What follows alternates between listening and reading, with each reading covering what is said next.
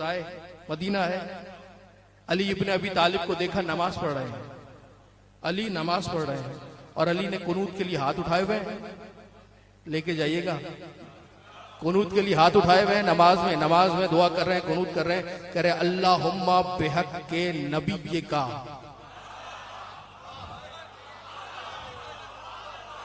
پروردگار تجھے محمد مصطفیٰ کا واسطہ، یہ دعا میری دعا قبول فرما، اللہم بحق نبی کا۔ آگے دعا سنیں گے کیا ہے؟ اغفر للخاطئین من شیعتی، میرے شیعوں کے گناہوں کو معاف فرما۔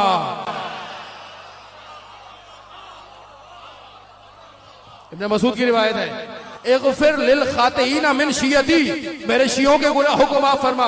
ابن مسعود نے جملہ دیکھا کہ علی نبی کا نام لے کر اللہ سے نبی کے وسیلے سے دعا مانگ رہے ہیں، حیران ہوئے، آئے نبی کے پاس، دیکھا نبی بھی نماز پڑھ رہے تھے۔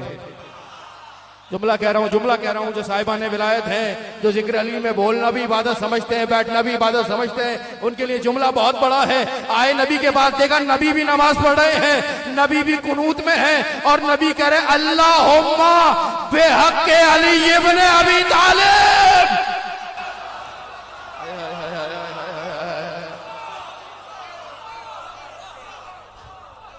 اللہم بحق علی ابن ابی طالب اغفر للخاطئین من امتی، پروردگار تجھے علی کا واسطہ میری امت کے گناہوں کو معاف کر دے۔